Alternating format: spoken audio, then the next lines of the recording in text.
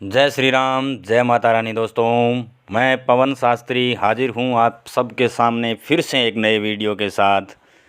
दोस्तों, पहले जो वीडियो बनाए गए हैं उनमें आप सब ने देखा होगा कि बहुत ही काम की और बहुत ही परखी हुई चीज़ें मैंने आप सबके सामने शेयर की है। और इस वीडियो में मैं आपको सहन करने का तरीका बताऊंगा कि किस प्रकार से मनुष्य को सहन करना चाहिए, यानी सोना चाहिए। तो हाजिर है दोस्तों कि सदा पूर्व या दक्षिण की तरफ सिर करके सोना चाहिए। उत्तर या पश्चिम की तरफ सिर करके सोने से आयु क्षीण होती है, यानी उम्र कम होती है और शरीर में अनेक प्रकार के रोग उत्पन्न हो जाते हैं। दोस्तों, पूर्व की तरफ सिर करके सोने से विद्या प्राप्त होती है। दक्षिण की तरफ सिर करके सोने से धन तथा आयु की प्राप्ति होती है। पश्चिम की तरफ सिर करके सोने से प्रबल चिंताएं होती हैं और उत्तर की तरफ सिर करके सोने से हानि तथा मृत्यु होती है, अर्थात आयु कम हो जाती है। अधोमुख होकर यानी नीचे की तरफ मुंह करके नग्न होकर दूसरे की शैया पर यानी दूसरे के बिस्तर पर तथा टूटी हुई खाट पर और जनशून्य घर जहाँ पर लोग नहीं रहते हो, ऐसे घर में नहीं सोना चाहिए। जो विशाल यानी बड़ी न हो, जो टूटी हुई हो, जो ऊंची नीची हो, मैली हो, अथवा जिस खाट में जीव हो, जिस पर कुछ भी बिछा हुआ न हो, उस शैया पर कभी भी शयन नहीं करना चाहिए। टूटी हुई खाट पर नहीं सोना चाहिए। बांस और पलाश की लकड़ी पर कभी नहीं सोना चाहिए। सिर को नीचा करके यानी लटका करके नहीं सोना चाहिए। झूठे मुंह नहीं सोना चाहिए और झूठे मुंह तो बैठना भी नहीं चाहिए।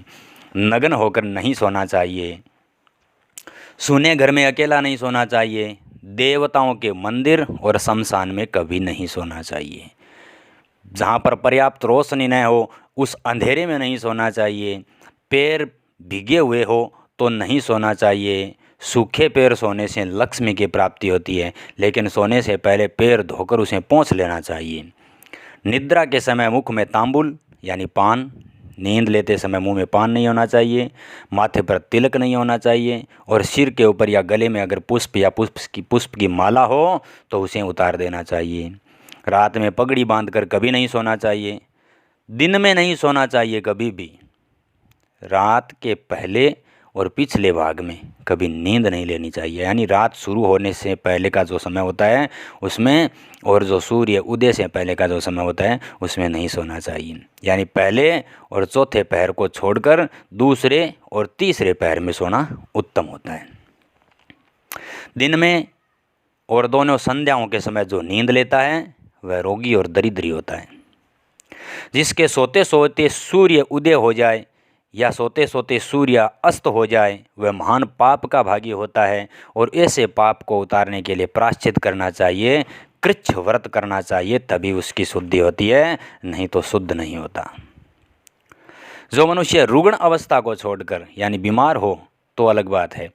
जो मनुष्य रुग्ण अवस्था को छोड़कर सूर्य उदय और सूर्य अस्त के समय सोता है वो प्रायश्चित का भागी होता है। उसे प्रायश्चित करने से ही पाप की मुक्ति होती है। दिन में और सूर्य उदय के बाद सोना आयु को कम करने वाला है, और प्रातःकाल और रात्रि के प्रारंभ में कभी भी नहीं सोना चाहिए।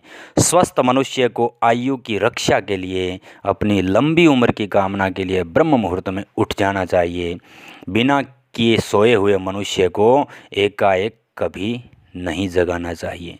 यानी एकाएक अगर कोई मनुष्य सोया हुआ हो तो उसे एकाएक यानी एक साथ झंझोड़कर कभी नहीं जगाना चाहिए। लेकिन विद्यार्थी को, नौकर को, पथिक को यानी जो रास्ते में चलने वाला हो कि आगे जाना है उसको, भूख से पीड़ित हो, भयभीत हो, भंडारी हो और द्वारपाल हो, ये अगर सोए हुए हो तो उन्हें आवश्यकता के अनुसार जगा देना चाहिए।